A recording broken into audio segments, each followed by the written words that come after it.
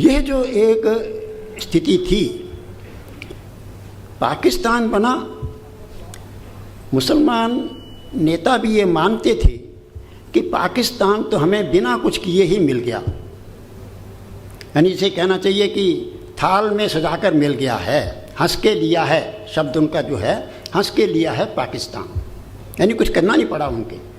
अब बाकी हिंदुस्तान को लेने के लिए हमें लड़ना पड़ेगा, और वो लड़ने की जो प्रक्रिया उन्होंने प्रारंभ की उसके बारे में प्रायः लोग अनजान हैं।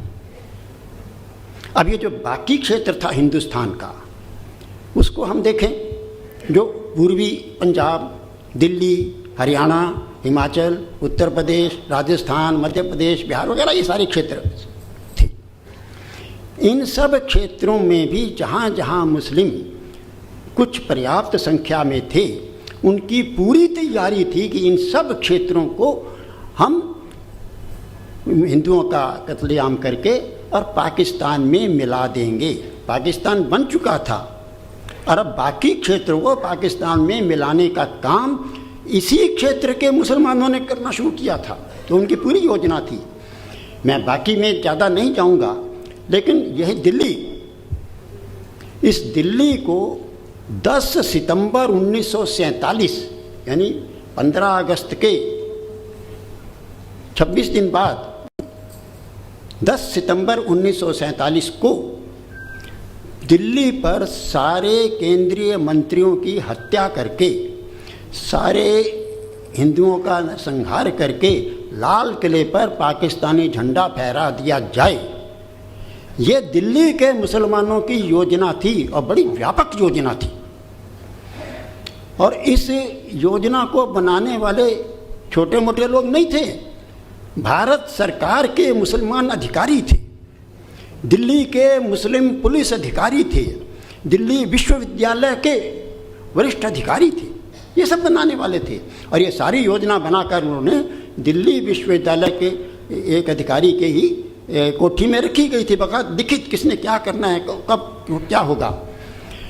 इस योजना को हमारे कुछ स्वयंसेवक संघ के जो मुसलमान बनकर काम कर रहे थे कई महीनों से, तो उन्होंने उस योजना का पता लगा लिया, उनको पता लग गया, उन्होंने संघ के अधिकारियों को बताया, और आखिर में हुआ ये कि वो जो योजना कहाँ रखी है ये भी पता लग गया, और एक स्वयंसेवकों की टीम के जिम्मे काम लगाया गया, और उन्होंने उस कोठी में जाकर वहाँ जिस तिजोरी में रहे उस तिजोरी को ही वहाँ से उठा लाए थे। और जब खोल के देखा तो सब लोग दंग रह गए।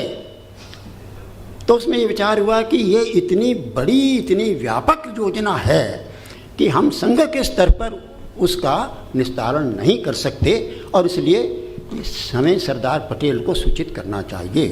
रात्रि अर्धरात्रि को जाकर 1 बजे के आसपास 3-4 कार्यकर्ता गए थे संघ के अधिकारी, उन्होंने जाकर सरदार पटेल को जगाया और उनके सूचित किया।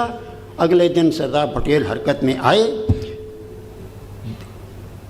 देश की अनेकों छावनियों से सेनाएं बुलाई गई थीं, सेना की टुकड़ियां, दिल्ली में सेना नहीं थी, और दिल्ली में 3-4 दिन सैनिक कार्रवाई हुई है, और उन सेना का भी मुकाबला मुसलमानों ने डटकर किया है। स्टेन गन से, ब्रेन गन से, हैंड ग्रेनेड, बॉम्ब्स, पता नहीं क्या क्या जो भी था। तो जिन स्थानों पर शस्त्र रखे गए थे उन स्थानों की सूची भी संघ के अधिकारियों ने दी थी, उन सब पर छापा मारा गया, वो सारी जो है इकट्ठे किए गए। बहुत बड़ी मात्रा में शस्त्रागार प्राप्त हुए, शस्त्र बनाने की जो हैं फैक्ट्रियाँ। हमारे एक दिल्ली के ही कार्यकर्ता हैं विश्वरत्न जी, उन्होंने बताया मुझे कि ये जो ऑपरेशन हुआ उसके 2-3 दिन बाद ही मैं पहाड़गंज गया था, वो तो उस समय बालक ही थे, तो कहते मैं पहाड़गंज गया था, तो मेरे मामा जी पहाड़गंज ही रहते थे, तो मामा जी ने कहा कि चलो देखते हैं वहाँ पर क्या है।